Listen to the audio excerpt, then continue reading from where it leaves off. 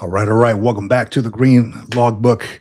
Joined here with my man Josh Cantrell from MVMT Financial. How you doing, Josh?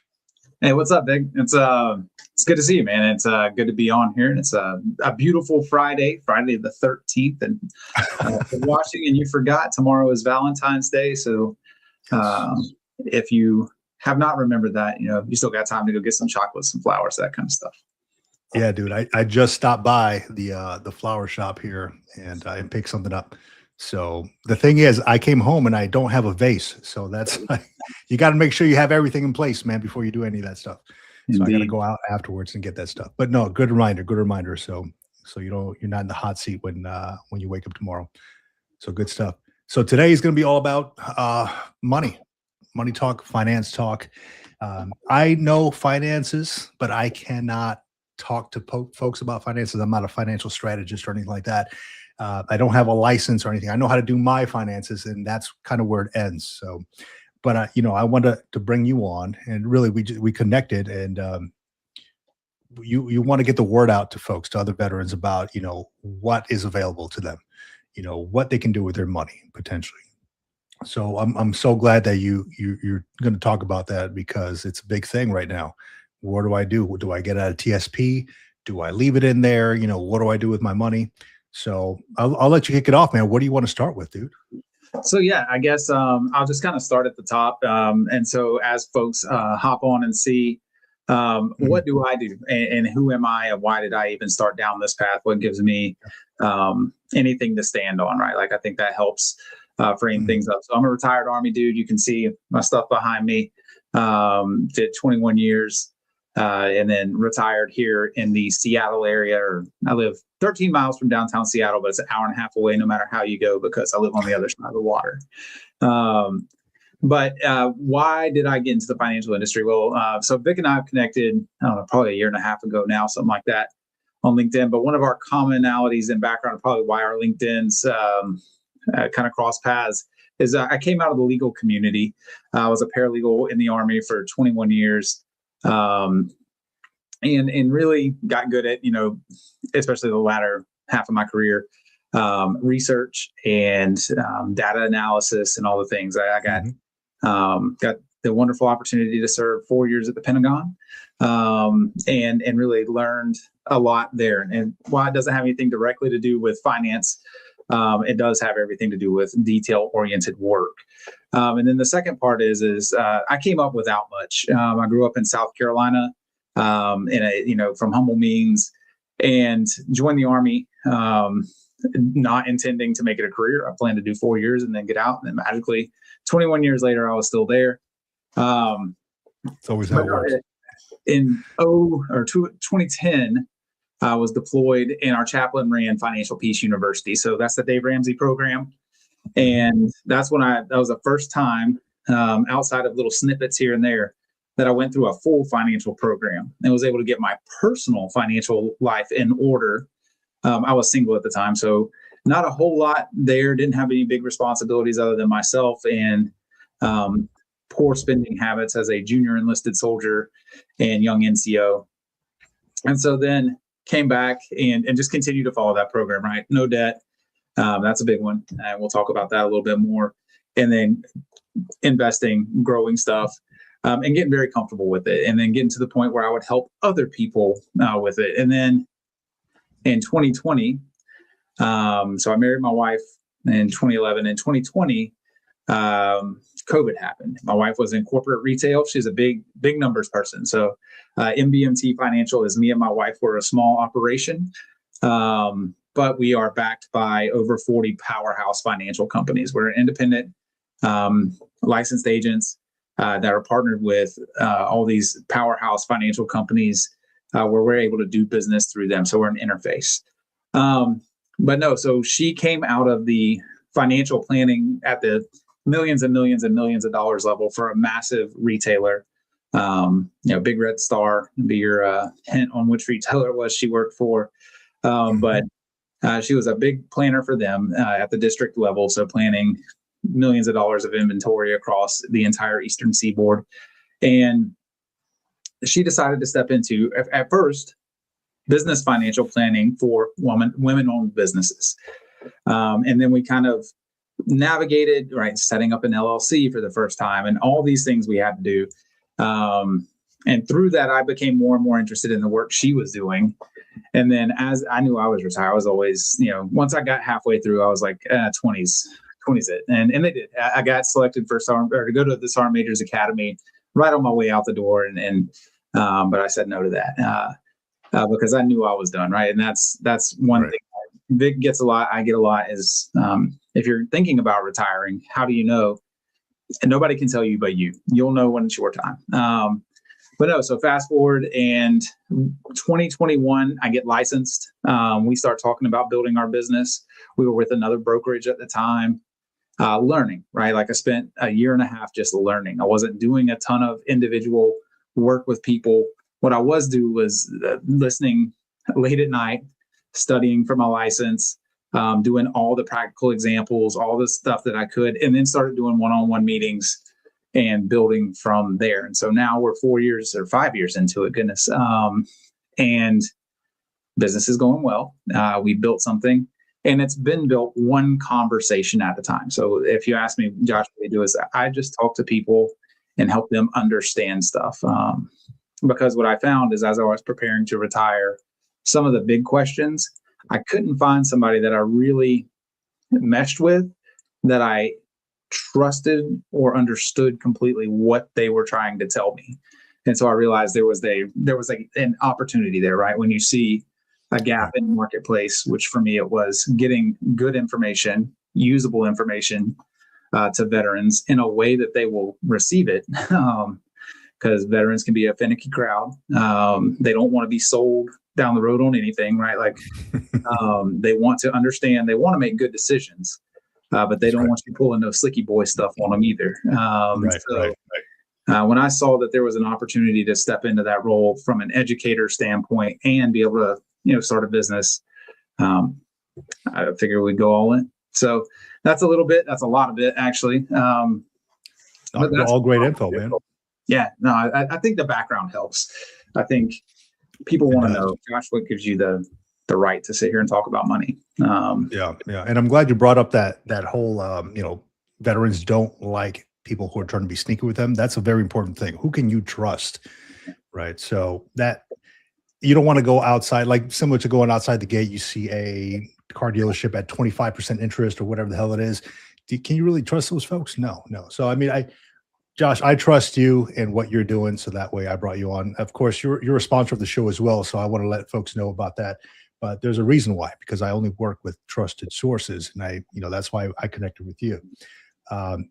So yeah, let's kick it off however you want to talk about whatever topic, or if you want to go straight to the first question that you got in the comments, that's up to you. Can you see the comments on there?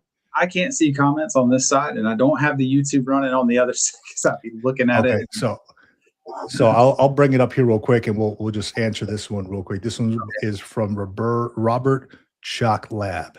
I assume he has a dog, and that's not his last name. It says, let's say a vet has about $700 monthly in excess funds, meaning after paying all bills and putting into saving a good chunk, and there's still about $700 left, where you recommend to invest in. Robert, I actually love this because Vic and I spoke a little bit before the show, and this brings me to my first thing. I would say sit down and have an individual meeting with somebody. So that reminds me to put my disclaimer out. This conversation today is going to be educational. It's going to be informational, but it does not represent any specific financial advice, legal advice, tax advice, or anything like that. I have to say that as a licensed financial professional, I have to put it out there. But no, the good thing, what I would tell this person is, hey, you've got $700 a month in excess funds. And so you're in a good place, right? Like that's a little over $5,000 a year.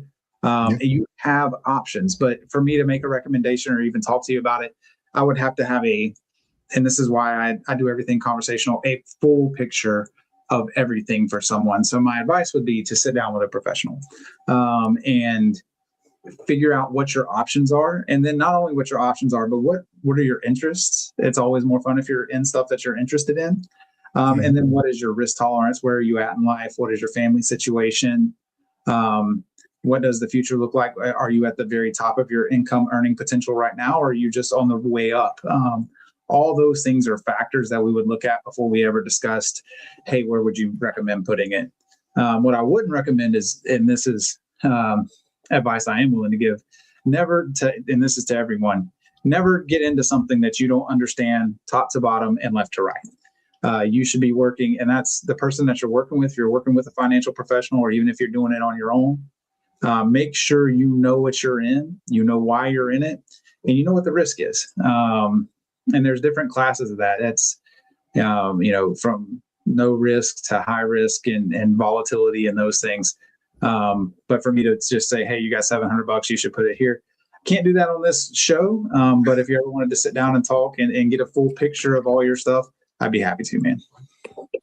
Yeah, that's kind of a tricky question too. There's a ton of ways you can take that, right? But I'm glad you brought that up, because everybody's situation is different. You can need that $700 for one thing, or put it under a mattress. Who knows? No, I'm glad you brought that up. And he also, awesome answer. He says, love how you're not pushing anything and advising to find a pro. Much respect. Hell yeah, dude. I appreciate that, brother. No, that's the name of the game, really. It's, again, this is what Vic and I were talking about, is the financial industry is very broad spectrum. You've got everything from, what I do, which is on the kind of the shallow end of the pool, and we work with low risk and no risk and, plans, to the ultra volatile in the crypto world and everything in between. And so my advice is always, get smart. That's it. And that's why I take so MVMT, that's our company. We take the educational approach on everything. And that's what we promised to do when we started this thing. And that's what we promised to deliver every day. So I appreciate that, bro. Yeah, man. Yeah. No, and generally speaking, so veterans, and veterans is such a wide ranging thing too, right? Like, you have folks who served a couple of years and then got out. They've had a second or third or fourth career. You've got people who do 20 or 30 years and retire. You got people who 12 years in and maybe something goes and they've got to medically retire. You got folks that have 10% VA, 0% VA, all the way up to 100% P&T. And so I think with veterans in specific, having someone that speaks the language and understands things is helpful. You don't have to spend a whole lot of time explaining stuff or getting into the weeds too much. You can, and so that's why I started in this path. Is I've talked to several financial professionals, and I've been to the trade shows. I've been to the mastermind type events and that kind of stuff. I've met really, really great people, and I've met people who are just, the absolute pushiest of the pushy type salesmen and everything in between. I think we've all met those people. They're all over online on certain platforms, and when they find out you're about to retire or leave the service, they'll sneak right into your inbox. Yeah. Oh yeah. If you throw that green open to work banner up on your LinkedIn, and I'm on LinkedIn, and so I'm not hating on people who, it's a business platform. But there is a way to do it, and there's a lot of ways not to do it. And I see, they don't come at me so much anymore. But I used to, right? They'd see I'm licensed, and it's the same pitch every time. Hey, bring your book of business over to us, and we'll get you on the best platform, and this, that, and the other, from a financial perspective. And I just always respond now, hey, I am happy running a successful business of my own. I prefer to be independent. I wish you all the best. And I do get messages all the time. So if somebody that tunes in on this show because you're interested in coming into this field, I will give you the God's honest, skinny truth that I've experienced. I will share my experience with you.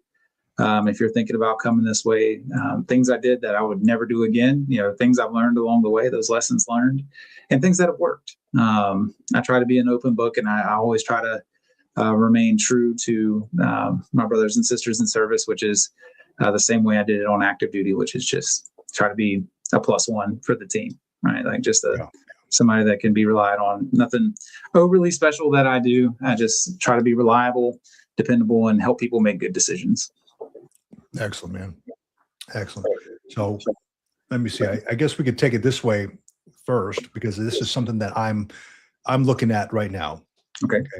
Let's talk TSP. Okay. There's the Roth, the traditional, right? There's a chunk of money that I have in both, right? Because as I think Roth is what the tax, you already pay the tax up front. Is that what it is? Upfront.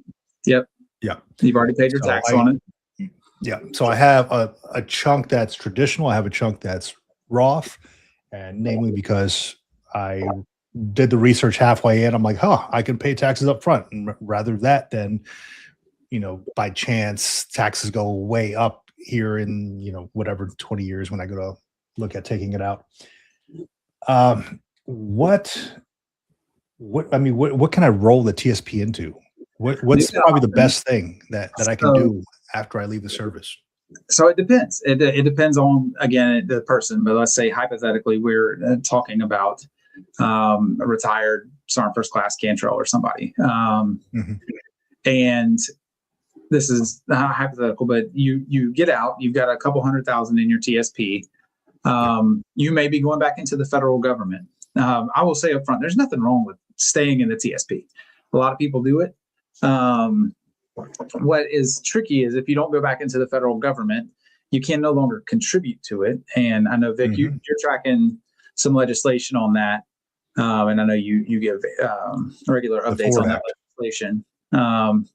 The Forward Act, I think is what it's called. And so there's a chance that maybe down the road, retirees and maybe some disabled folks are able to contribute to it. But right now, you can't. Once you're retired, you can't contribute. And even if you come back into the federal government, you actually open a second TSP. It's not the same one that you had from your active duty time. And so I will say that first. There's nothing wrong with leaving it in the TSP, especially if you understand it. You know what you're in. You know why you're in it. So those same things I was talking about before. Do you understand what you're doing? Do you know why you're doing it? I really hope it's not just sitting in the G fund unless you got a reason for that. Especially right now, you are missing out on some big stuff right now. That's not investment advice. That's just looking at what the market's done over the past 12 months, especially the CS&I, right? Like in the life cycle funds, have all done, well. I'll plug my stuff here. Every month I do a TSP breakdown of what it's done for the past day, week, month, year. So if you want to hop on my LinkedIn, that's where I drop it at every month. It's the first week of the month. It's for the month prior, and it's got all the returns so that you can kind of keep an eye on it. But once you retire, if you want to move it, or there's different things you can do. First thing we're going to do is have a conversation about your risk tolerance and what it is that you want to see your TSP do. You can roll it into an IRA, and so those are individual retirement accounts. And so it's important. So in financial world, you'll hear all the time different categories of money. So first you'll have the bucket, so Roth or traditional, right? Like that's what we have in the TSP. But there's a third bucket too. I like to talk about this one because financial institutions, it breaks their brains. But if you deployed and contributed to your TSP, you also have a tax exempt bucket. And so you'll actually have 3 numbers inside your TSP. And that one breaks financial people's brains because tax exempt is not a status that exists anywhere else. They don't have a tax exempt IRA. It doesn't exist. They have Roth, they have TSP, or they have Roth and traditional, and then they have qualified and non-qualified. And so qualified just means that it's part of a retirement plan. So the TSP is a qualified retirement plan. So is a 401k, so is a 403b, so on and so on, with all those different kinds of retirement plans. And so it has, if you're in a qualified plan, which is what the TSP is, it has to go to a like account, which means it has to go to a qualified plan. And then inside of that, it's either got to be Roth or traditional. But you can do an IRA. So that could be anything from, the big brokerage houses like a Vanguard or a Goldman Sachs or any of their general funds. And they all have different IRAs. That's not what I specialize in. So you'll hear me talk very generally about that. That's stuff that you can look into.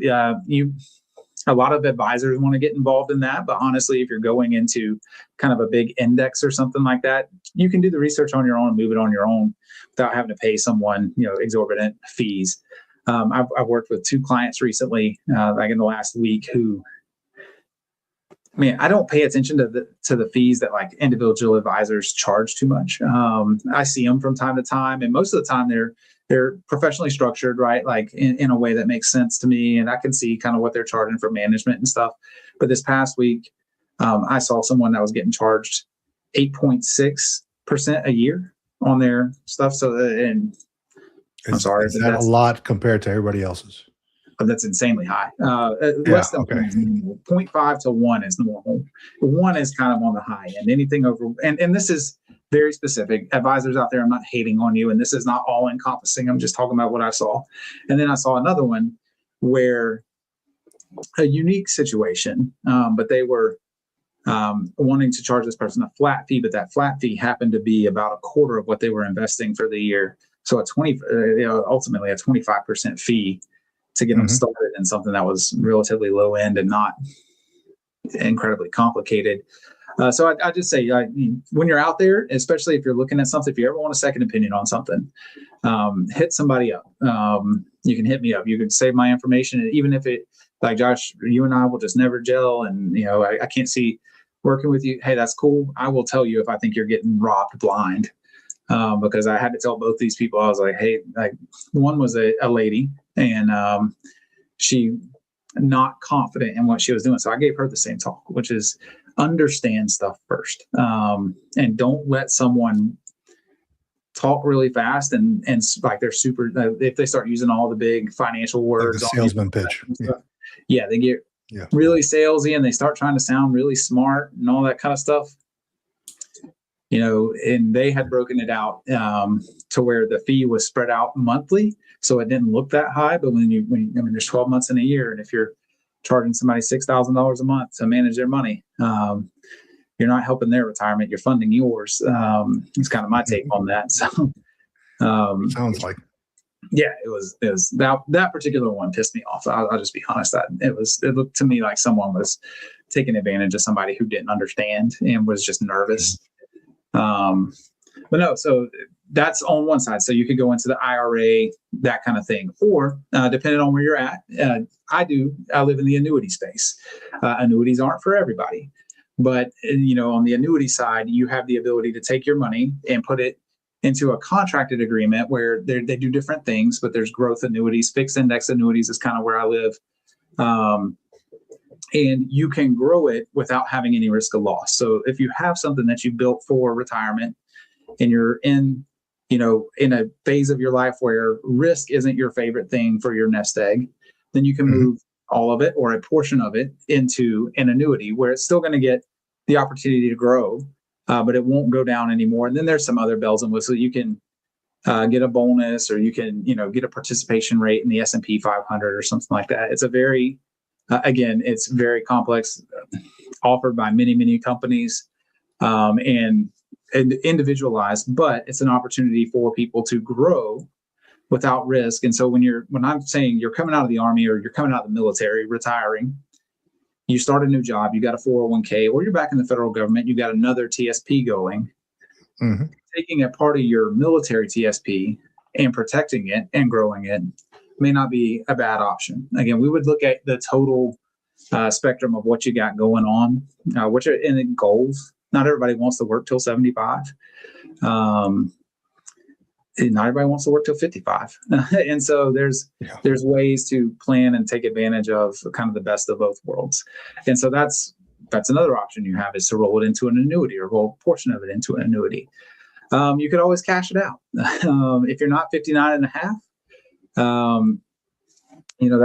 that's hard because you're going to pay taxes, and then you're going to get hit with a 10% penalty on top of that. But I've met with plenty of people who, they wanted that RV, and they did their 25, 30 years, and they said, you know what, I'm cashing some out and I'm getting that thing. And then we talked 6 months later and the RV lost its luster and they're trying to sell it for 3/4 of what they paid for it. And, but it's your money. You do with it what you want. That's what I say. But I would always say sit down with somebody and just talk, walk through what you're trying to do. And with your total life. Hey, I've got X, Y, and Z. I've got these kids. I got my spouse. I've got grandkids. I'm single and I just want to live it up. Whatever you've got going on, and then lay out what your goals are and how you plan on getting there. I've met with every kind of person on the spectrum, from having nothing but a bunch of debt to people who hop on and we start going through their stuff and they're talking to me like they're worried about their money, and I have to stop them and say, hey, congratulations, you got $2.5 million net worth. You're in a not much to be worried about there. Yeah, you've been worried about it for so long and pushing for so hard that you've somehow you've crushed it, and everything in between. So I do have a question for you, Josh, because Yeah. this is a question I came across as I was just lurking through Facebook group pages and stuff like that. There was talk of being able to take out funds from your TSP, penalty free if you're 100% VA disabled. Do you know anything about that? So there's some specific rules about how you can access it without penalty. And there's hardship rules that are involved in there. So my thought there is that I would have to go do the research, but if it was tied to a medical hardship or a financial hardship, then you might be able to. But I don't know that 100% P. I don't think that 100% P&T alone gets you there. But there are some hardship rules, right? Like when if you go in and you access your money early, when you go to file your taxes is when the penalty comes due. So you know that. And when you do that, you'll get, depending on how you do your taxes, but if you go through someone or you use a software, they're going to ask you a series of questions that could eliminate the penalty. Medical hardship, financial hardship. If you can show that, like, hey, we wouldn't have made it this year without this, then you can get that hardship exception. Again, not a tax expert. I know more than the average bear about taxes, but I always consult a tax professional for tax advice. I'm not that guy. And the penalty portion does fall under taxation. Good. Yeah, I'm going to check that out too, because there's a lot of folks answering questions on there, and of course, just like anything else that's on Facebook, or LinkedIn or whatever, you want to check out the source for these things. You don't want to just take somebody's word for it and then make an potentially irreversible decision, and then you kind of mess up you and your family. Now let's talk BRS, blended retirement system. Okay, so I think that it's a new type of retirement system, newer, right? I think they introduced it in 2018, something like that, and you contribute towards your TSP, and I think that they do matching. They right? do. Okay, so what are your thoughts on the BRS, I guess, compared to like the traditional retirement system, and could it potentially be better than the original retirement system, the high three? My candid thoughts are no. They went to it because it's cheaper for the government. It's the high three especially, it depends on the age, right? Like there's ways that it can do, because I'm sure there's somebody there. If somebody's contributing 20% of their paycheck to their TSP while they're getting the match, they're making good moves in the TSP, they do that. They're going to have a big number coming out because of the time value of money and the way that compound interest works. When I look at it and what I've seen, especially with young enlisted soldiers, and I will just go there. I didn't retire that long ago. It was 3 years ago. So I had plenty of junior soldiers or service members. I'll use service members because this is not just Army folks, but who were in the BRS. And so I had to learn it to be able to talk to them about it. And it's designed. It's not horrible. It's a good program as long as you're contributing to the TSP. What I was seeing was your E1 to E4, you don't have a whole lot. So they're contributing up to the match, but the amount of dollars, right, on that salary is not very high. And when you look at how compound interest works, the bigger the number you can get to, the earlier, the better. Because that's when you will get the time value of money and you'll really start to see things, build and build. But it takes time and it takes patience and it takes really making hard decisions. If you've ever been around junior service members, I don't care which branch it is, money's tight.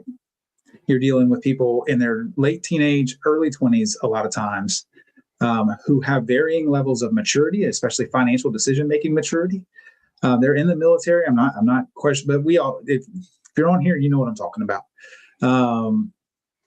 And I think while it can be an amazing thing. And they said, oh, well, now at least everybody gets to take a little something with them when they leave, and they can roll it. They can put it into a 401k when they move on. It did.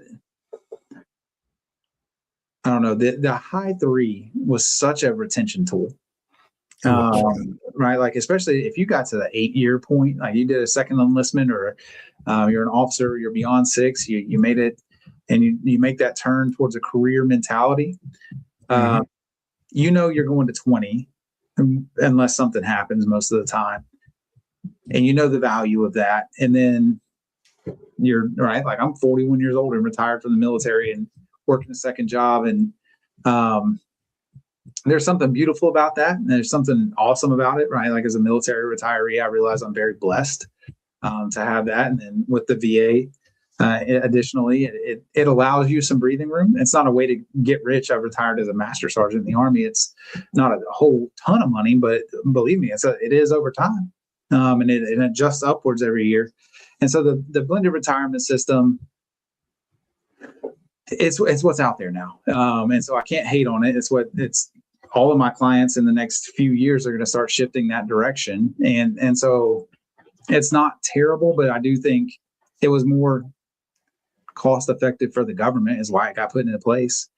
It put a lot more responsibility back on the service member to save while they're in. And there was some, the match is a good thing there. And there's still, the high 3 retirement piece of it, but it's a much smaller number later on. And then there's this lump sum thing that I've seen come up a couple of times. I'll lurk in a lot of the groups too. So there's a way that you can get out and just take a lump sum. And I'll just say every situation is different. But if you take the lump sum, I guarantee you every time it's more favorable to the government than it is for you. The longer you can keep that money working and making interest for you, the better you're doing.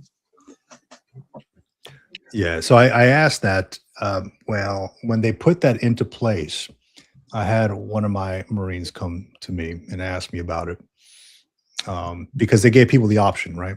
There was a certain amount of time where you can opt into the BRS. And the question came up, I usually do my meetings in the morning, maybe once a week to have everybody in the room. And then they're like, hey, the BRS, or what's your idea on that? We have to make a decision here by close of business, whatever. And I'm not going to give them any direction on that. I'm like, hey, talk to a financial advisor. But I'll tell you what I'm going to do, because I'm so close to it. I'm going to stay in the high 3, right? This was like, I don't know, 2018 maybe. I'm going to stay in the high 3.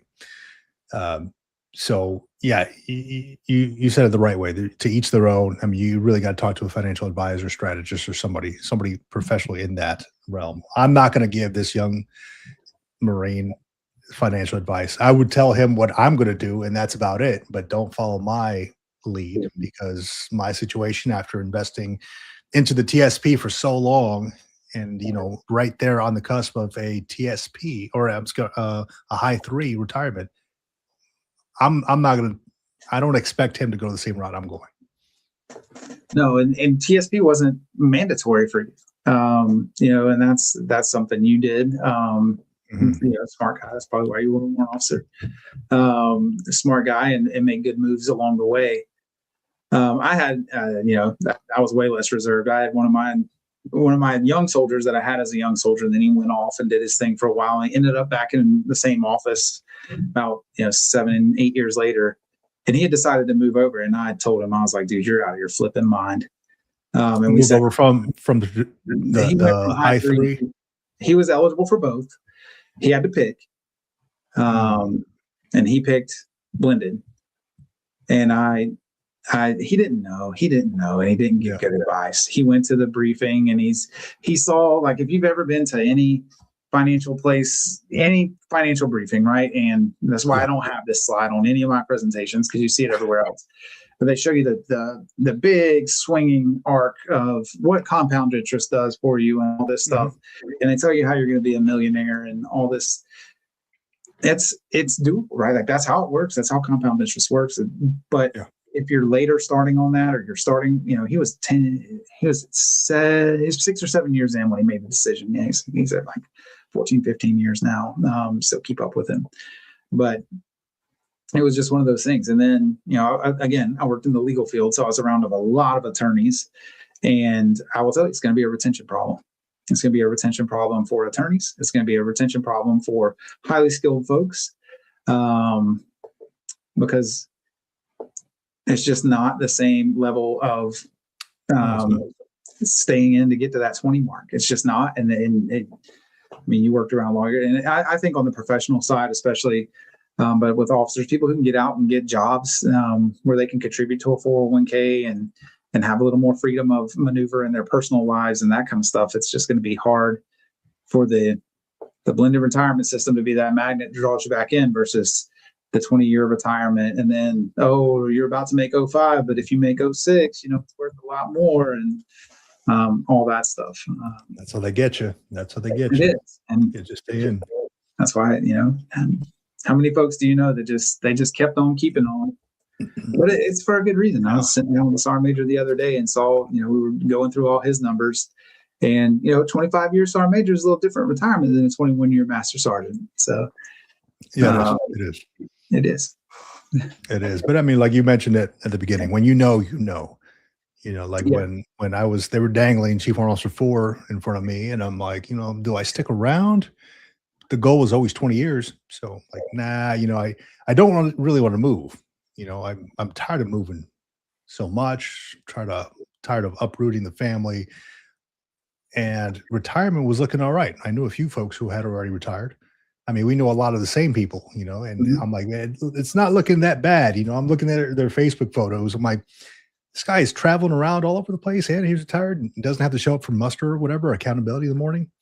Sounds like the place for me, man. Yep. And that's what I will continue to give that advice. If you're retiring, especially as a high 3 retiree, and you're a GWAT and you're going to have any VA, like, you're going to have a decent landing. And that's before you ever start talking about whatever job you're going to do or anything like that. It's just, how long do you want to do it for? And how long does your body hold up, and how much more do you want to move around and do all those things? And I know people on 20 years, and I know people that are hanging on till they won't leave until they tell them they have to. So Josh, I'm going to ask you something here, and you don't have to answer it right now. You can take some time to think about it. Okay. We can revisit this on the back end if you want.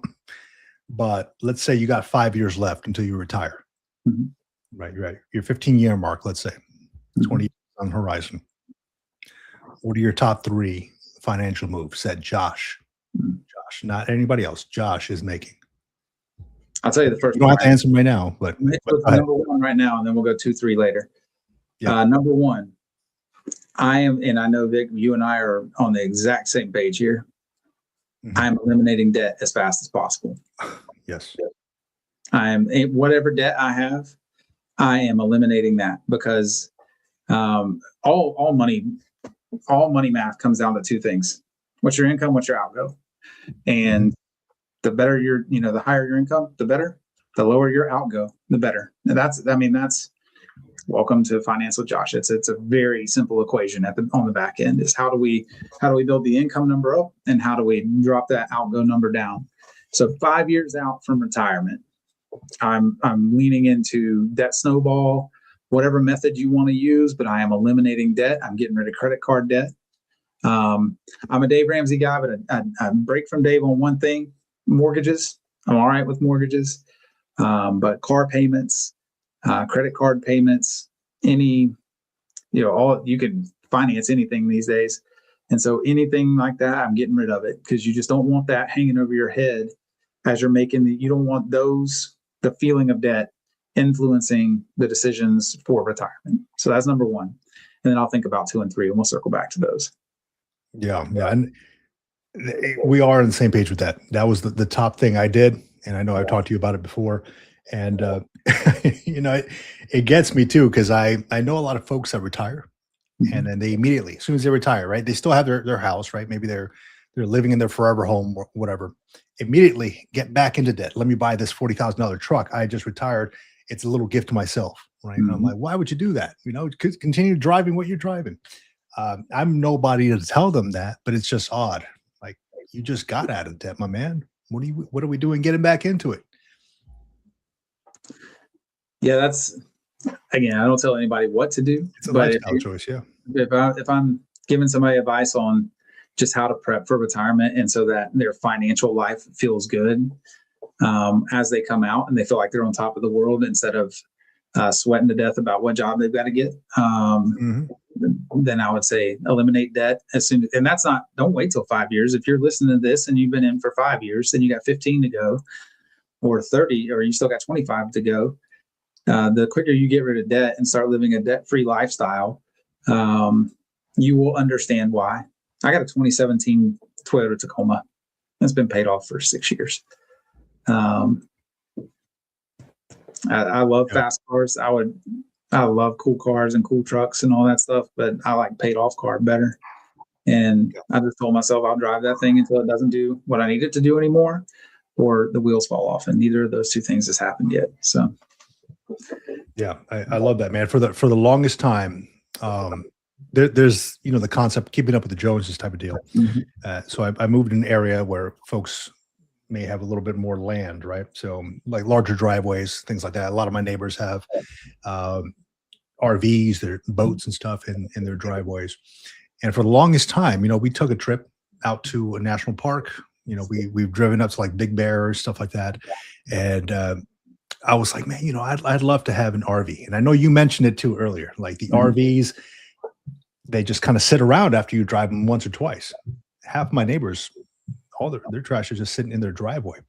And I thought, you know what, I would rather not owe somebody or some company for the RV for whatever it costs, right? I like one of those Overlander ones that look like the Sprinter vans, kind of small, right? But you can fit a lot of stuff in there.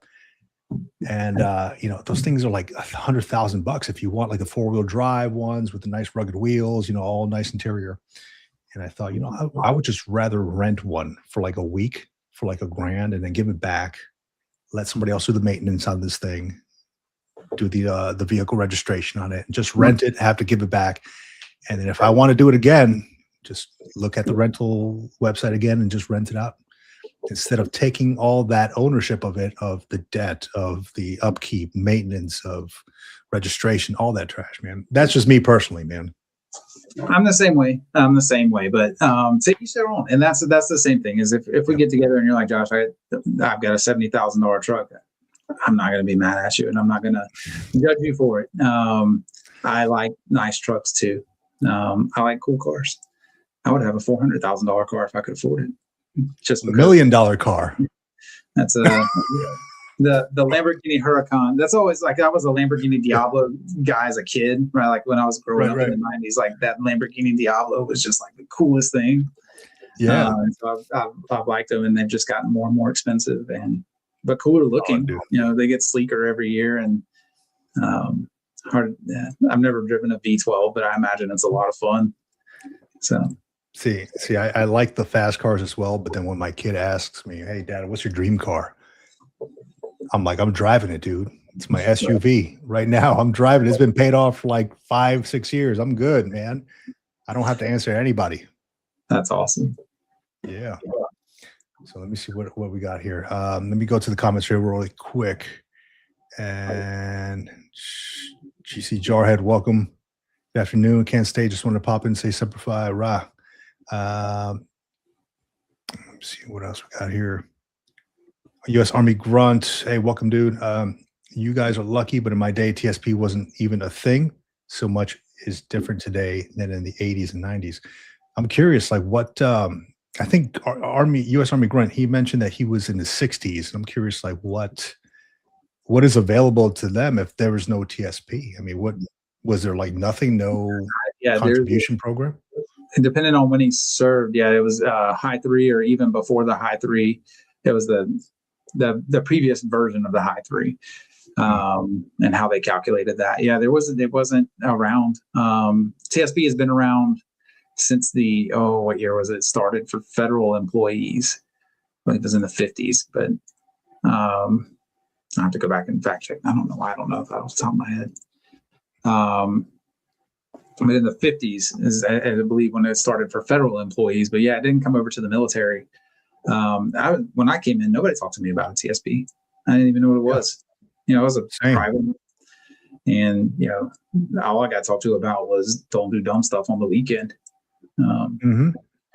Yeah, I think that was something that I wish my leadership would have talked to me more about, because nobody ever told me, hey, get out of the G fund. I'm over here 10 years in and still in the G fund. And then I just happened to sit in a financial management class. And I'm like, let me check out this TSP thing. It was always like on the back burner. I was always like on the mission and stuff like that. Never even thought of it.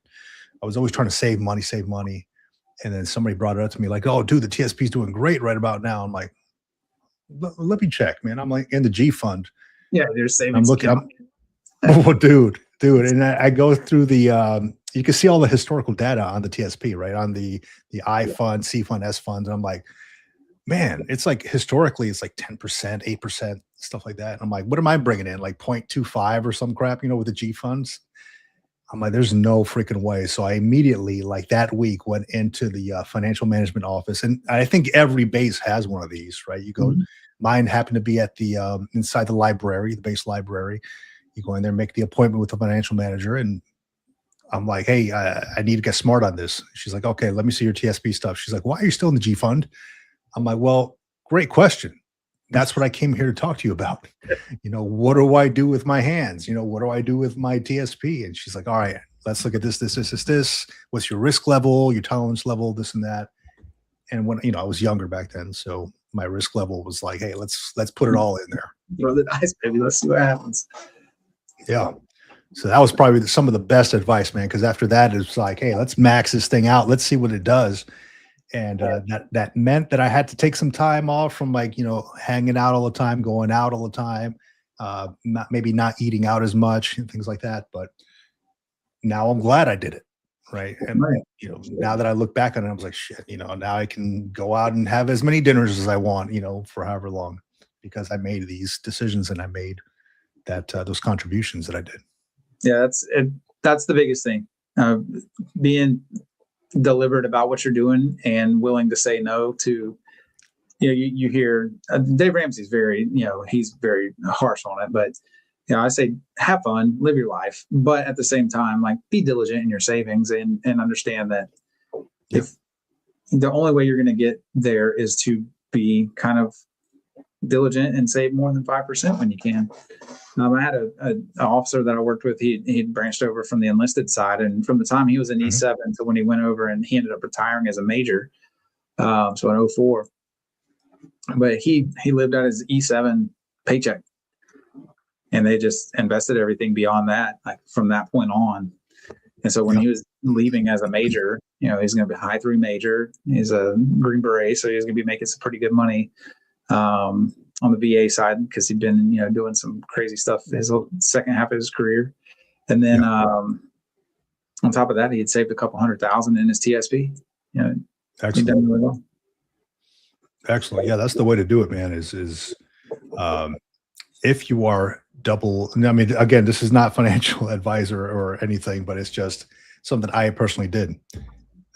Dual income is almost like a blessing, as long as you are in good standing, right? In your happy marriage and all that. And then for like the last 5 years of my career, man, we just lived off of my wife's pay. I was a Chief Warrant Officer 3 and just invested and saved everything, maxed out TSP and all that stuff. We just lived off of one income. as much as we could, right? Sometimes I'd have to dip in there for whatever reason if we wanted to do some work on the yard or something like that, pay something off. But that was that. If you can manage that, dude, that was a freaking blessing, dude. Yeah, that's a big one. I live up here, and you're in Southern California. I'm up in the Pacific Northwest, and close enough to Seattle that I see. I don't know how in some of these places it can't be dual income. It's tough. So if you're in the position where you can have dual income and as we say, have a cherry on top or some extra gravy to put away, then do it. It's definitely, I don't think that's crossing the line of any financial advice saying, hey, save as much as you can. No, I don't think it is. Let's see here. Who's this? Jason Bender. I thought this was the other guy. All right. I have a sister graduating 20 invested. Okay. Excellent. Well, worth 5,000. Excellent. So things grow. Things grow. Hey, what is your thought on crypto? I got to ask you because I don't know many people who like it. I myself have not invested in any of that stuff. Just wanted to get your take on it. Highly volatile. It's interesting to sit back and look at.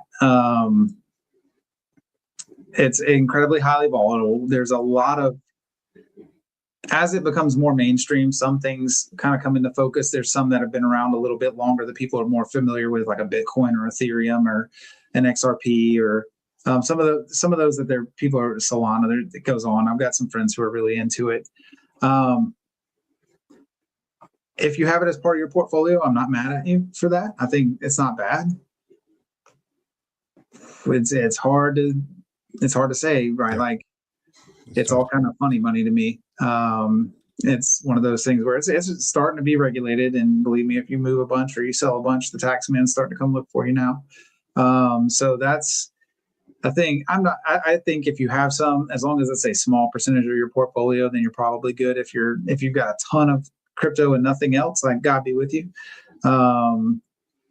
And if you're in some of the crazy meme coins and all that kind of stuff, I've seen too much of the rug pull stuff that makes me feel really uneasy about the whole thing. And I was reading, I try to stay up to breast on the entire financial industry as best I can. That's impossible to do. It's so massive. But I pay attention to crypto news probably once every 2 weeks. I'll kind of watch a crypto update or something while I'm working out, just so that I can understand and be in tune with the broader financial market. Crypto rug pulls are they're wild to me that they can exist and that they just happen, and people are just, this happens. They'll build up a coin to a valuation of several $100 million, and then it just disappears overnight, and it's just like, oh, that sucks. Yeah. That's a scary thing because it's not tangible, right? It's all via some kind of a code or something.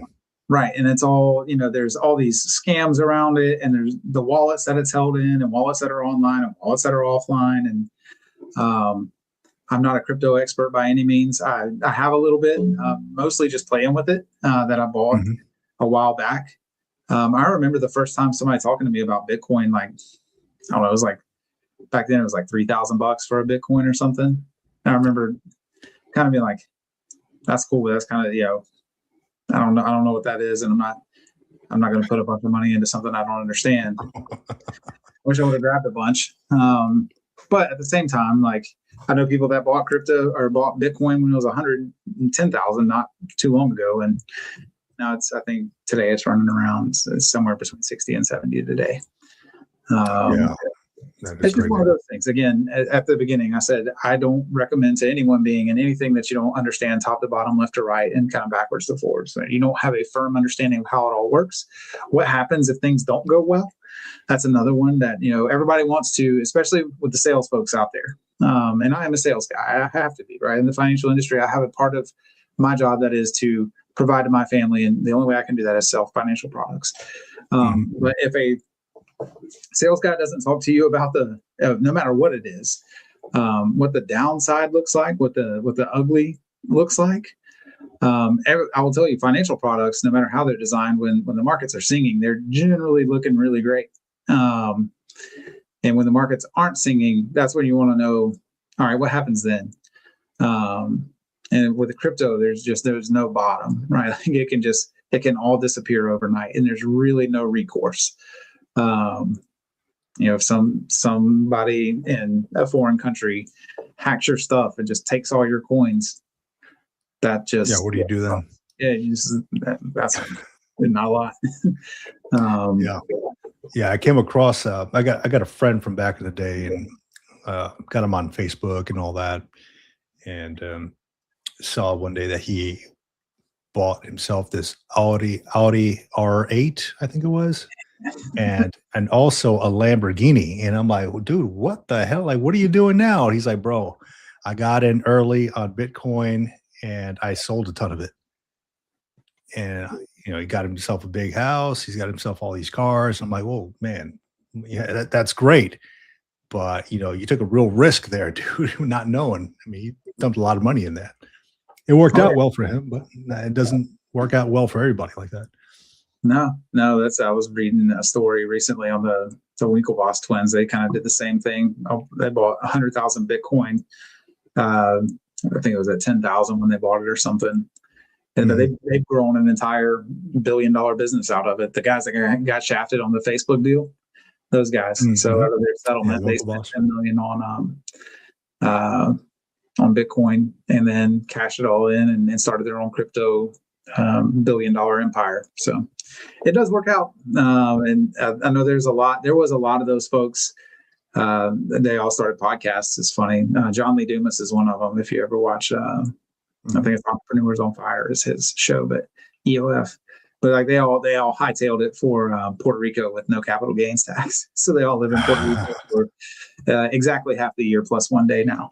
And then they come back to the States for the other half a day. That might not be a bad idea, man.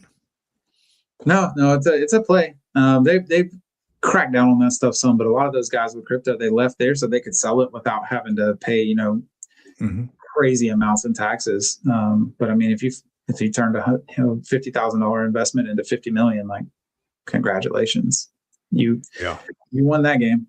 And it has, but I don't know. And I'm not here saying don't go into crypto. I'm just saying that's not my thing. Go talk to a crypto expert. That would be my advice. Yeah, absolutely, man. I mean, what do those look like anyway? Like just financial. I've looked into trying to get certified just so that you can talk about it. And even the certification pathways right now are really, there's a couple of like certified crypto analyst or whatever it is, but and then I see those guys on LinkedIn and I'm like, I don't want to be part of that game. For real. They're, they message you, hey, click this link. No thanks. Do you know anything about student loan forgiveness when for retirees or maybe somebody who's been in federal service or veterans? So on the VA side, I know there's some available. I don't know all the rules around it. I'm not necessarily a VA benefits expert other than on the financial impact of things. And the student loan forgiveness side, I know there are ways to it. I know that this, the student loan forgiveness program was a big thing for people enlisting especially when I came in. I had a lot of friends that were E4s with degrees, and they came in solely for that purpose. And then finally, we got some legislation to get that moving because a lot of them got kind of stuffed when they went to file for their, you do 10 years of federal service, basically, they would forgive your student loans. And a lot of them applied and they're like, oh, yeah, but yours doesn't qualify for this reason, or this reason. And I had a lawyer friend of mine who, it was ugly. But they finally came back around. But we lost a good lawyer out of the Army because of it. So it happens. But that's, it's just part of the game. But on the VA side, I would have to look into the individual. Again, everything, especially as I know you've learned with the chapter VR&E, everything is so specific to individual situation. And then a lot of times, who is the VA benefits person that you're working with? Those two are variables. I think the second one, the who shouldn't matter as much. I was listening to one of your podcasts the other day. I was working out, I caught it afterwards, but you guys were talking about it. And I think that was what my prevailing thought after listening to you guys talk about that was, why are we so dependent on the who? Like it seems like the system should kind of be able to stand on its own, and the who should just kind of guide it through the process. Do you mean like the who as far as the person applying to the School. VRNE? No, that's school. Like Oh, the the, school. the, Okay. the person, or whether or not you get the VR, like whether it's accepted or whether what you're applying for merits it or not. It sounds like it's Right. it sounds like it's not as structured. At least that was my takeaway. No, and you're right about that. Oh God, the amount of folks I talked to about this that asked me questions about it simply because the video I put out there about getting approved and heading towards your bachelor's and master's degree, it is not as structured as you would think. It is very, very counselor dependent. Depends on who you get, right? If they're having a bad day, dude, you're not going to have a very easy ride toward getting that approved. I would say if you get denied, hey, you have the appeal process, potentially be able to get another counselor or at least request another counselor, right? The issue is that they give you just a generalized email. So if you want to request another counselor, you have to send it to the email that you were emailing your own counselor on. It's like eva@va.org or something. And I don't know how it gets funneled through their system to know whose email goes to whose counselor or what. But yeah, it's a very kind of messy thing. It's not really structured from what I see. For instance, take my scenario. I was supposed to start school in August. I am now going to start March 1st. And even now, when I'm getting the emails, it has the wrong information on it. I just got an email today that they got the wrong degree plan on there, the wrong date on there. And I'm like, who's paying attention to this? Like, who's filling this stuff out? And I understand that there's a lot that goes on with all that, right? There's maybe one counselor that has 150 cases, and I think I've talked about it before. But I mean, there's a level of non-standardization that goes in there. Yeah, I guess that's the missing thing is the standardization. And so that would be my, I don't want to misspeak on anything, but I would need to look at the individual details on the student loan forgiveness and stuff as far as that goes. It's not something I touch often and have just kind of personal experience with through people I know. Yeah. What about, say you got a veteran who is maybe in debt collections, right? Owes a bunch of money. What would you do in that situation? What would you tell them to do? Like, what's the smartest move? What the first step towards eliminating that or getting out of that situation? Call. So again, this isn't specific advice. But I would call the people that are trying. So if you're in collections, I would call the collections company and see what you can work out. I learned this from Dave Ramsey, years of listening to the Dave Ramsey show. Call and see if you can work it out. A lot of times they will settle on a number. You don't have to go through a consolidation company that's going to charge you to do stuff. Call and make an offer. Now you got to be prepared. Like if you call, let's say you owe, a medical bill that's $1,200 or something, and you call and say, hey, like $1,200, I just can't get there, but I can pay you $650 right now. If you make that offer and they say yes, you have to be prepared to pay it. But I know I had this conversation not long ago with someone, and it worked on 2 of their bills, and they had about 5 bills they were working on, and they were able to get 2 of them negotiated down and paid off immediately. So now they can start working on getting that off their credit record over time. Because this was a fairly young person who was now is trying to get their life together and potentially buy a house in the future. And credit score is one of those things that goes into that. And so we talked about it, and I just said, hey, see if this works. And they called me back 2 weeks later and said, hey, it did. I worked on 2 of them. And I paid them off. And so those 2 are gone. And now they have less bills and the ability to put more towards getting the other 3 taken care of. And then there's always, if you wanted to look into debt consolidation, you can, but that can be tricky, right? Like a lot of times it's just moving money around and who you owe it to and what the interest rate is. And I mean, that's a whole complex math problem in and of itself, and whether or not it makes sense. I imagine. And you have to have heard some crazy scenarios in your time as a financial strategist, a financial professional. Mm-hmm. I'm curious, Josh, what are the craziest things you've seen as far as like, of course, no names, right? Yeah, I was gonna say, and I gotta be careful not. So I will change facts a little bit. Just everybody watches it, like, oh, he's talking about me. That's me, dude. No, oh gosh. I mean, I've got my favorite stories. I'm trying to think. Most of the time, they're not too crazy. I have people that tell me they're just broke and have no hope all the time, and then we sit down and do their numbers, and I'm mind blown sometimes. And I'm just like, you're not broke.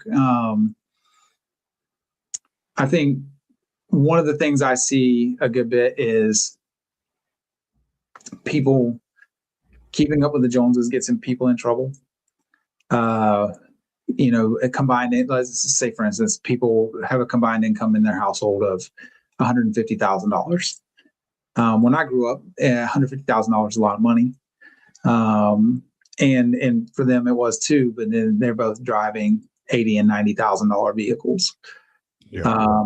Those are things that I see, and that it honestly, at this point in where I'm at, it just hurts my heart for them a little bit, because it's right. Like, you can go to whatever, and again, I'm not hating on you if you're a car person, but you are. I can do the math on that, and your quality of life is being sacrificed to some degree to have a shiny object. And that's, I've seen that a lot, right? Like, car debt is one of those things. It's right. You can't go get a car right now for, I was getting my oil changed, and I went to the dealership to get it changed. And it's the first time in forever I've been out walking around a dealership, and I was just looking at the sticker prices on cars, and I was like, oh my gosh, what is happening? I remember what I bought my truck for, and I was like, this is wild. But no, and then the average car payment in America now is north of $850 a month. Oh. Yeah, that was more than my rent, and oh, hell yeah. And so that was, as a young guy. So I know that things have also just changed, right? Like the inflation has happened and things have changed, but to the degree that you can not make decisions like that, not have more. And so why was that one crazy? Well, that's more in combined car value than your annual income. Mm-hmm. A lot of folks right now, so many people, the real estate market changed quickly from 2020 to 2026. It kind of did this really fast, up really fast, and then back down. And so you're seeing a really interesting phenomenon there with where people are in homes at a really great interest rate, but they've either outgrown the home, or they bought too much home, or they're just not happy where they're at. But we're in this, and it's a nationwide problem outside of a couple of areas. Real estate's very area specific, but I've seen a lot of people who want to make moves, but they just can't. They can't. It doesn't make sense. They either take a loss selling the house that they just can't take, or they can't sell. And so that's another interesting one. I don't know. I've seen a lot of retirees. This is the beautiful thing about working with military retirees. A lot of times is you retire, you have VA coming in of some sort, get another job. All of a sudden, you're making the most money you've ever made in your life. That's a good place to be. And so those are the crazy good stories. I've sat down with a bunch of all shucks folks who are multimillionaires, and I've sat down with people that they wear a 3-piece suit everywhere they go, and they don't got 2 nickels to rub together. It just depends on how you've done things and stuff. I focus primarily in the veteran world. So my folks generally fall within a certain range. And then from being a legal guy from 21 years, I could tell you all kinds of just crazy stories, but that would be Yeah. forever. Who I will say this, and this, who, especially if there's young folks out there, who you partner with in life matters. So I will say I've seen a lot of that going wrong. That's just from experience and not really financial advice. That's more just life advice. But if there's any young folks watching, who you partner with matters.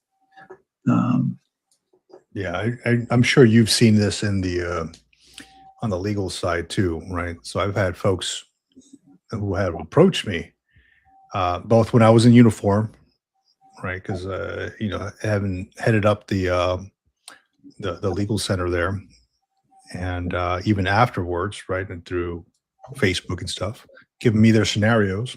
Mhm. Hey, getting divorced, I gotta give up this much to my wife, husband, whatever the case may be.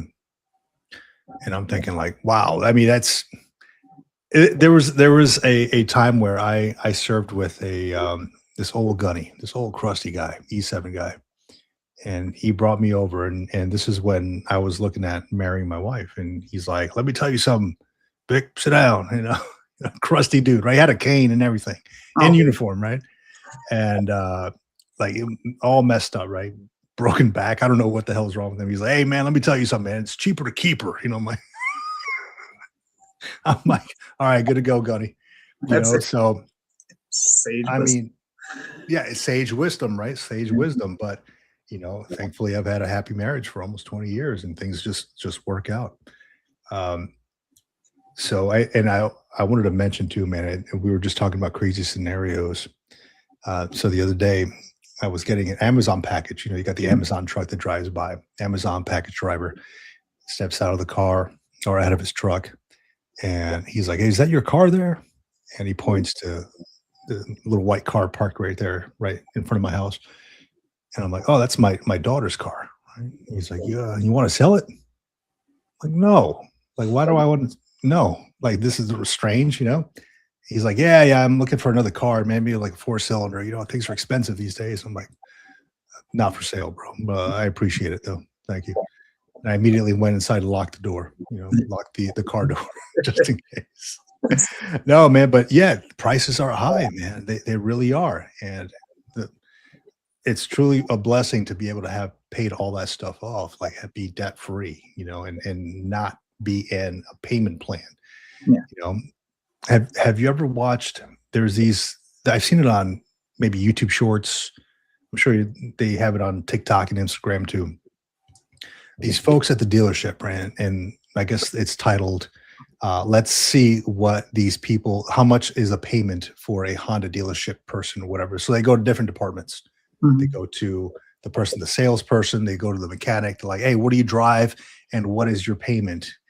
And I'm like blown away. They're like, "Oh, I drive a Honda Accord. My payment is $650.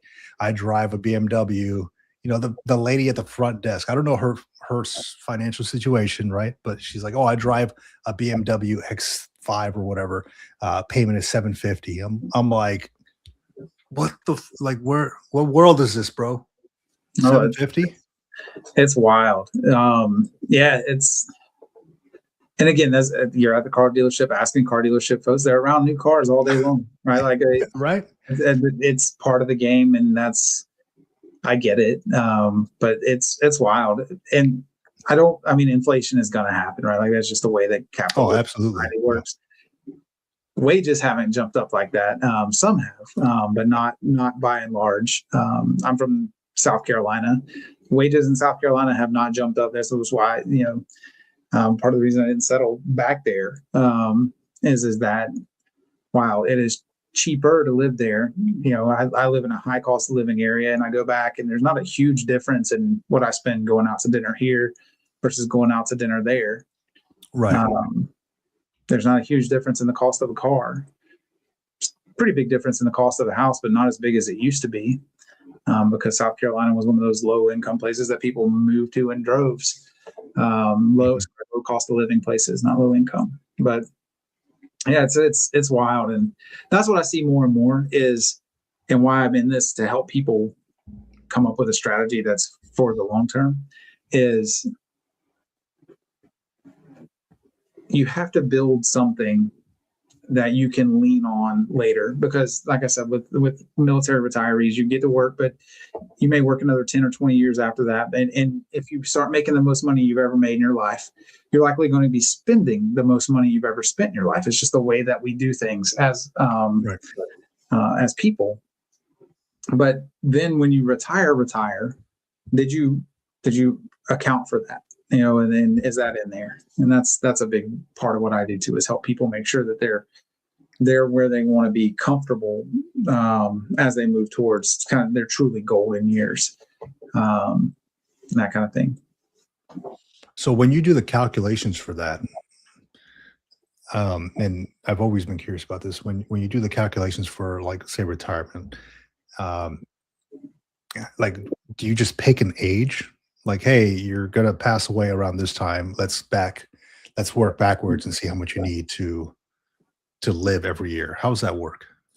It depends on what exactly we're looking at. But if you're doing a true analysis like that, it's called a Monte Carlo report. It runs 2,000 different scenarios out to age 95. And so when we have our true, like, and this is what my wife is, this is the big brain. This is the big brain stuff. This is why she does that part.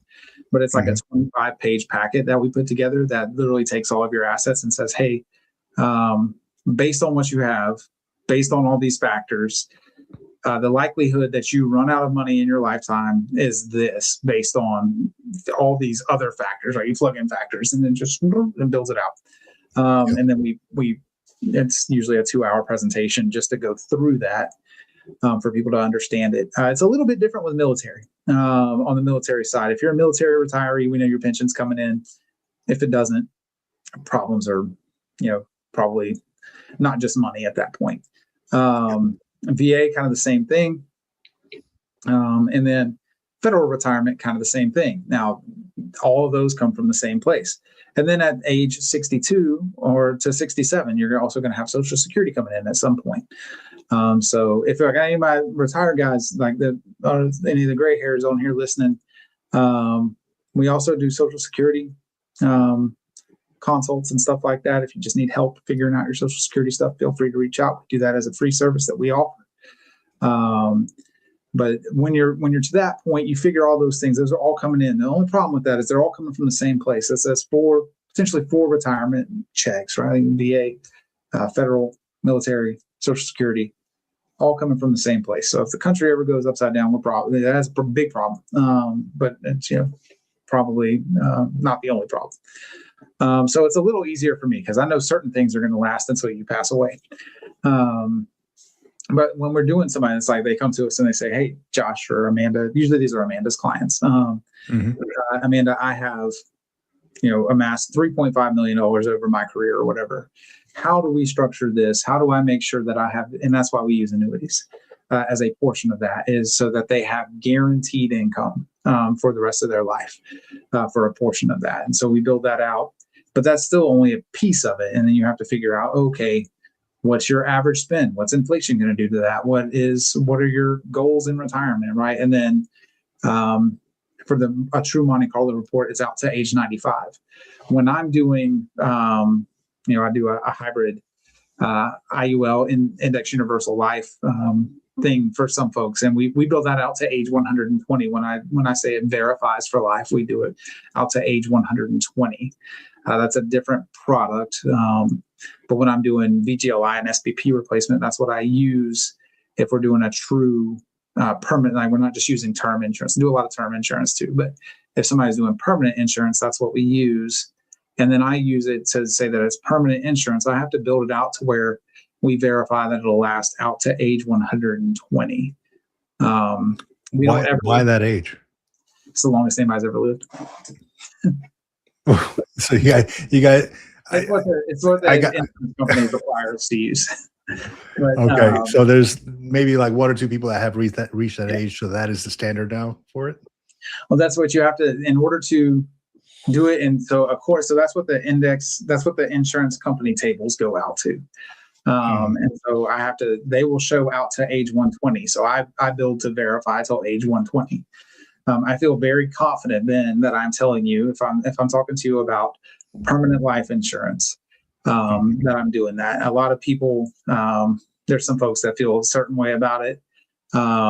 Most of them just don't understand it or have only watched YouTube videos about how it's put together and stuff. And I do it a wholly different way. I work with the best company in the life insurance industry for that product specifically. And so that's one where it can be, because when we're replacing SBP, right, which is something like BGLI and SBP is what I do a lot of.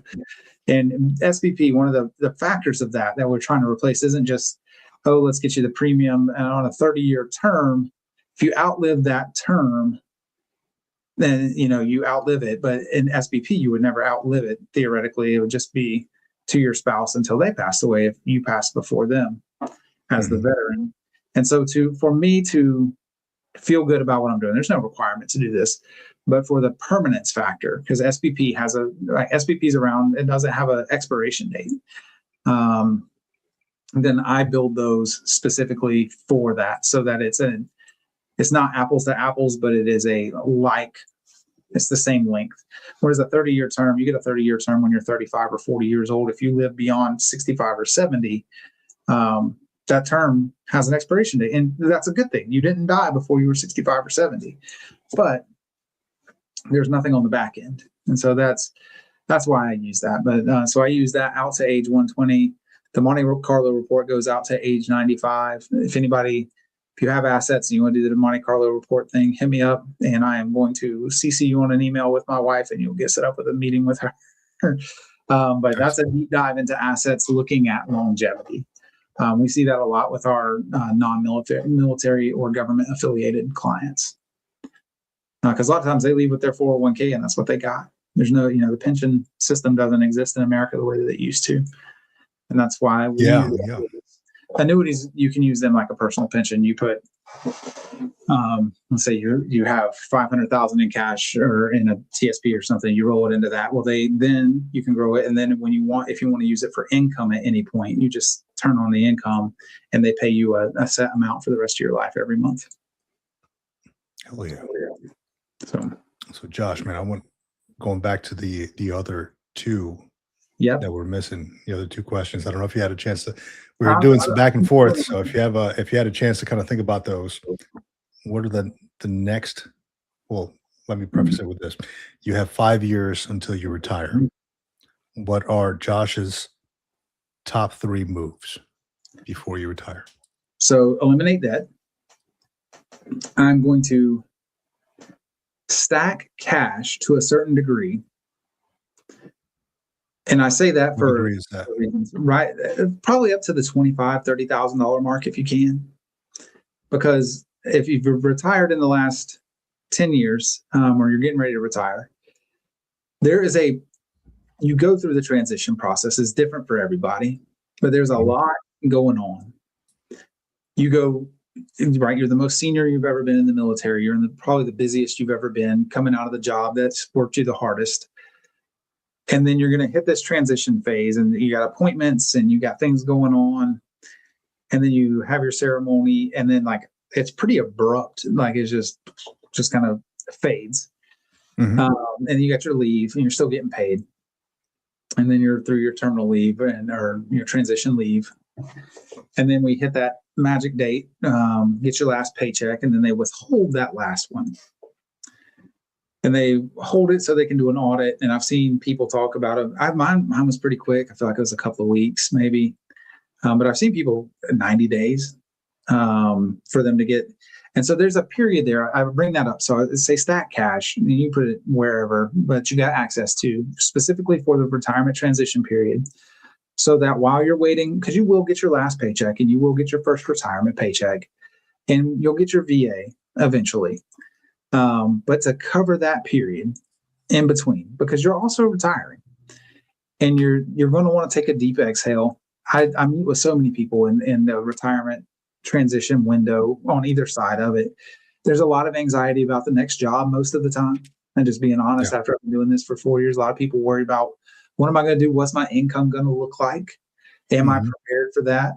And so if you've got $20,000, $30,000 that you earmarked for this transition period, you might be able to take a vacation and actually enjoy it. As you retire, it's a big deal to retire from the military. It's a huge deal. You served your country, and you deserve. You want to go to Hawaii with the kids, or go wherever, whatever it is. Go and have a good time without having to be in the back of your mind. Can I afford to be here? Oh God, I got to get on LinkedIn and find this job.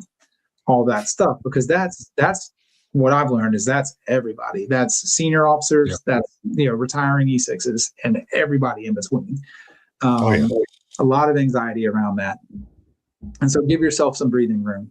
That way you don't have to put it on a credit card, or you have to delay celebrating your retirement. But then you get the job, and now you got to work up some time off, some paid vacation or whatever it is, and you're just right back into the cycle, and you never got a chance to breathe out. So that's another one.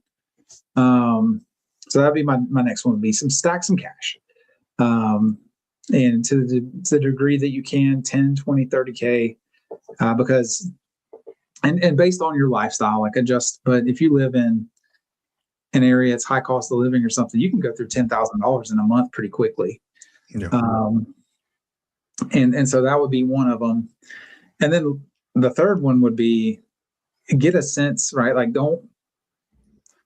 I meet with people in all ranges, but I would say sit down with somebody like me, a professional, earlier than later, for multiple reasons. Be honest with yourself about your financial standing, understand where you're at. Sometimes it helps just to have a unbiased perspective. Get your spouse involved. If you have a spouse, make sure that they're involved in planning and understanding things too. Don't take it all on yourself. And we meet with people for free. So you find somebody like me that meets with people for free. How do I make money? I make money when I do financial transactions with the big companies. And so you establish that relationship.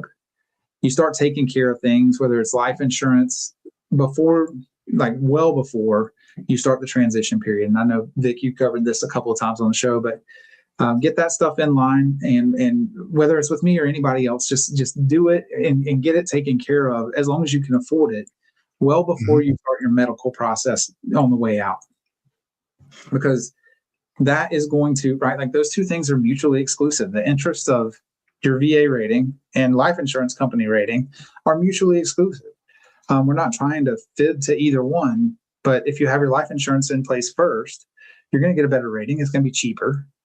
And then when you do it after your VA stuff, and they ask a whole bunch more questions because they're like, we see here that you went for this. Can you tell us more about that?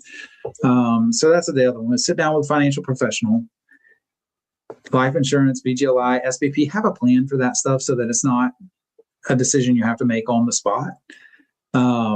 Even your TSP, you can talk about things and build a trusting relationship with someone before you ever execute. A trusting professional relationship before you ever execute the financial side of the house. It'll feel a lot better for you. You'll understand what you're doing. You'll be, instead of worried about these things, you'll be the person when you're going to tap saying, hey, I remember this. I got a guy you got to talk to or whatever. It will make it feel a lot better. So those would be my big three things from the financial side is get rid of debt as fast as you can. And that's at any point in your career, but really that last 5 years, save up some money and start getting your financial strategy in place. Yeah, no, those are excellent. Mine probably mirror yours, really. The debt one was big. The stat cash, that's always kind of been in the back of my mind because I've always kind of been tracking that, kind of frugal and wanting to make sure that I have something on the back burner just in case, because you never know what's going to happen, right? Yeah. So that's always been the case. And then sit down with somebody and talk, talk about where you really are. Just be humble and if you're having some troubles, financial troubles, actually sit down with somebody who can give it to you straight, not BS you, right? Hey, I'm struggling a little bit here. What do I do? Where can I be? And I think back to again, this goes back to Facebook posts somebody had put on there, and I want to find it and send it to you, Josh. Said I'm going to be retiring, and this is just like, this is not military retirement. This is like 60-year-old retirement. Going to be retiring in the next 5 years. Been into the G fund for so long, for all this time. What can I do now? Like, what are my options? Had like $10,000 saved, something like that. I'm like, Yeah. I wish they would have thought of this before, and not like at 60 years old when they're about to retire in like 5-7 years, and they got 10,000, 15,000 to their name. Like, you're going to be working for a while, unfortunately. Yeah. I had one of my clients that hit me one time with, Josh, I feel like I'm gonna have to work till I die. That's hard to hear, man. It's really hard. And that's one where mathematically they were probably right. And until they just couldn't anymore. But even then, it was going to be family or somebody taking care of them. They weren't going to be able to be independent and that kind of stuff. And so, again, why do I do this? Is to help people avoid that any way that we can. That's why I say start getting a sense of it 5 years out. It may seem excessive to somebody. I'm not retiring for 5 years. Like, I'm not worried about that. 5 years, as we all know, in the military goes by pretty quick, even though the days can be very, very long. And when you get to the X, right, like if you didn't learn anything else in the military, you learn how to prepare. And you always know when you're prepared to get to the target, then actions on the target are a lot easier, or it may not be easier, but you're at least prepared for them. Yeah, absolutely. We got some comments here. Sergeant Stacking, I know Sergeant Stacking feels that too, man. It's a hard pill to swallow. Work till you die, man. That's why you get with a finance pro, so you don't have to, like, early on, so you don't have to be in that situation. We got a Navy cop here. I don't even see the prospect of retiring at this point. It does suck to come to that realization. And then we got a gunnery sergeant here. He said, which financial review can I sign up for?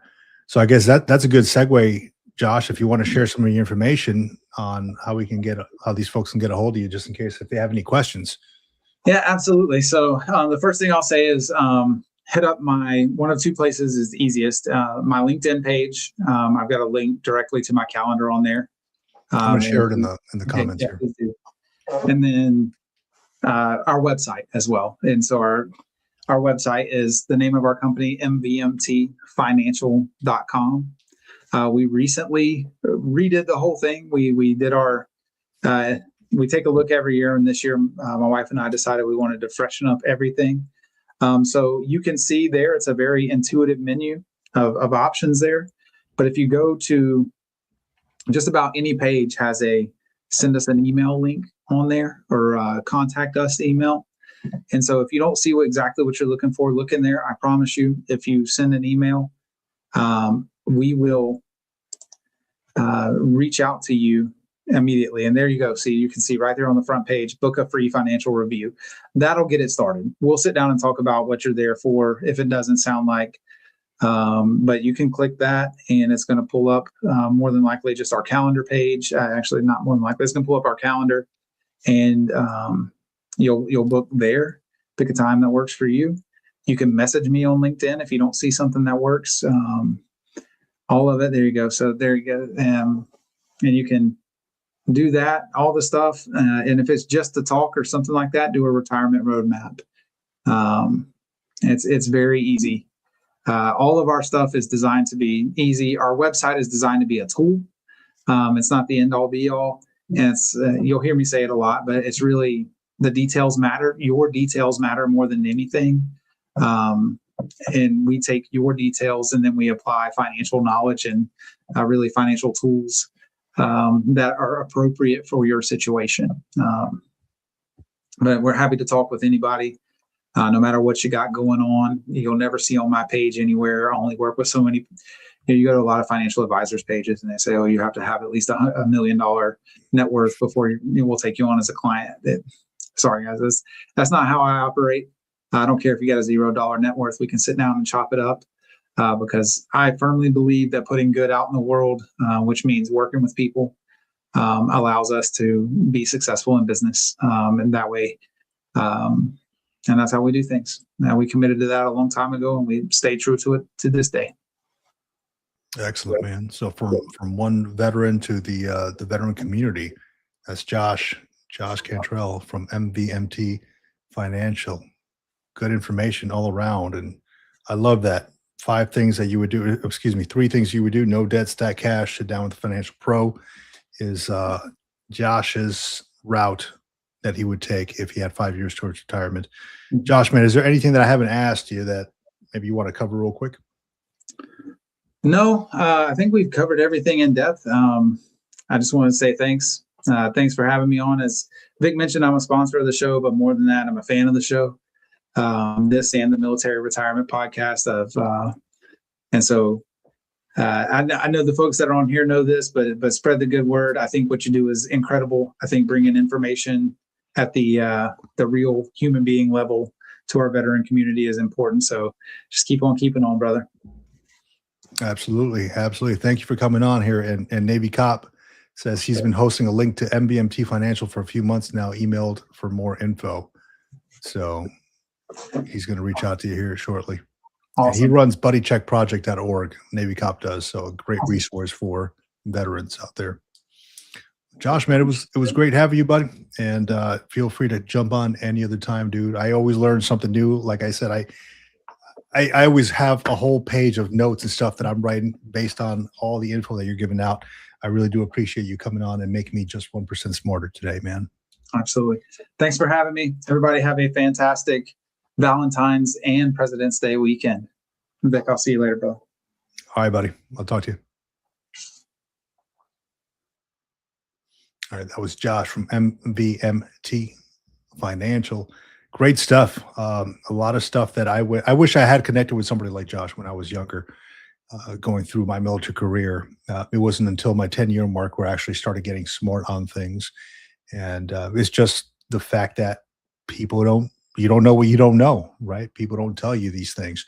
My leadership never really took me aside and talked to me about money or anything like that. My parents really didn't, so it's kind of up to me to, through successes and failures, through the trial and error thing, to find out myself. So ultimately glad to connect with somebody like Josh who knows what the heck he's talking about. Don't fall for folks on different platforms who maybe you can't trust. I trust Josh, Army retired, 21 years, he knows what he's talking about. So excellent stuff. Quick shout out to, let's see who we got here. Go into the comments real quick. Navy Cop, of course, thank you for joining. Yeah, two divorces, he's not wrong. There we go. Not turning back, 84. Law, it could be cheaper to keep her. Yeah, that's what they say. That's what my gunny pulled me aside when I was going to get married to my wife. And that was his words of wisdom, his sage wisdom, right? That's exactly what he told me. Let's see here. 66T Love, welcome back. I would dread being a young person starting out in life right now. It is tough. But what we can do, I mean, if anybody out there has younger kids, I got some myself, all you can do is educate them, steer them in the right direction, get them involved with financial planning. For the longest time, I thought, we don't talk about finances, until I started to talk about finances openly with my family. And then it became a thing. Like we openly talk about it, hey, this is a good decision. This is not a good decision. My kids will come and ask me about it. I'll give them my thoughts. Ultimately, I'll tell them, hey, it's your birthday money, Christmas money, do whatever you want with it. But here's what could happen. Here's what could be if you put it away, if you save it, blah, blah, blah. So it's just a matter of educating them. That's it. U.S. Army Grunt, welcome back, dude. I wish I had that feel back in my day. Yeah. Yeah, Gunnery Sergeant, if you're asking which financial review can I sign up for, yeah, I'd say connect with Josh, man. He's I mean, we just had him on the show. He knows what he's talking about, and he'll steer you in the right direction. Let's see who we got here.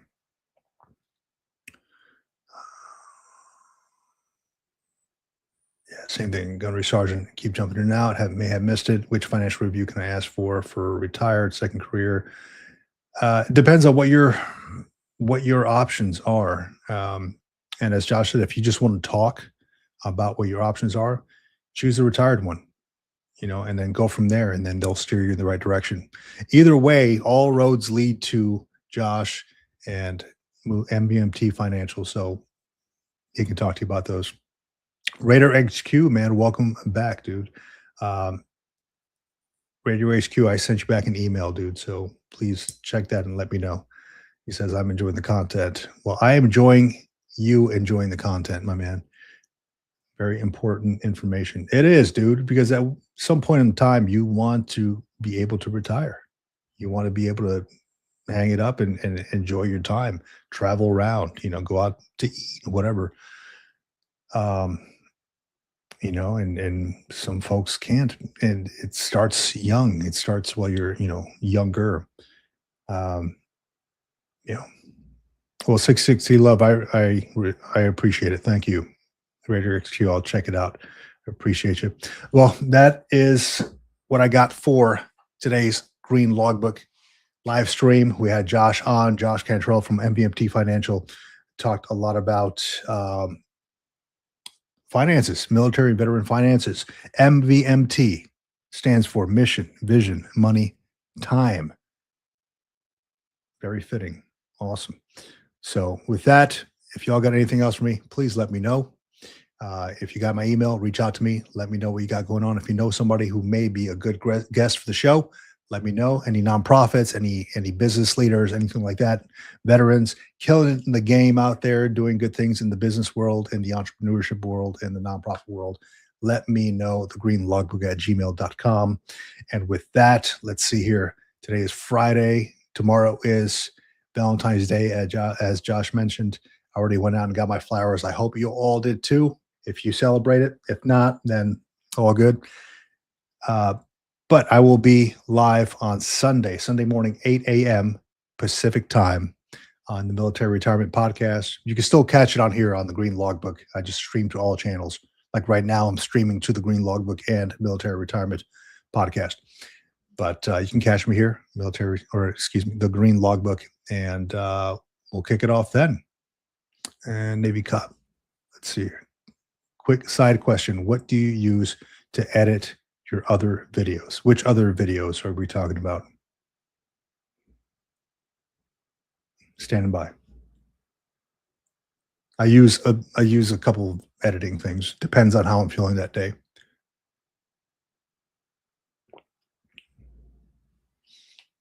Just Navy Cop, you can get with me offline if you would like.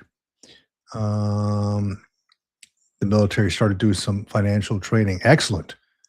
It should be, dude, in my opinion, it should be mandatory to do financial training. It's a big reason why I think a lot of veterans, even folks who leave the service after 4 years, after one enlistment, two enlistment, they start off on the wrong foot. A lot of folks are homeless. A lot of folks, have troubles finding jobs and things like that. And we have that. If they're starting financial classes, that's a step forward in the right direction. They should even start it in elementary school, really talking about finances. Like, hey, part of the math class should be about talking about future finances and how to save your money and how to not get into debt and things like that. Let me see. At least the CG started requiring it. Excellent, man. CG's on the right foot. And there were Marines in my class as well. Awesome. Yeah, Marines, we don't do well with numbers, man. So unless it's like, how many clicks it takes or millimeters and things like that, we don't do well with numbers. So any help we can get.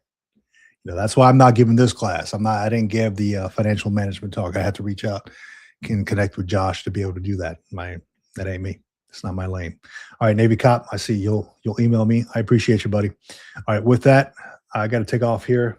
I've been sucking down this water for I don't know how long, but gotta go. Sunday, catch me 8 a.m. Pacific Standard Time. We'll talk on there on the Military Retirement Podcast. This has been the Green Logbook. Make sure you like and subscribe. Do it. Do all the things. Go.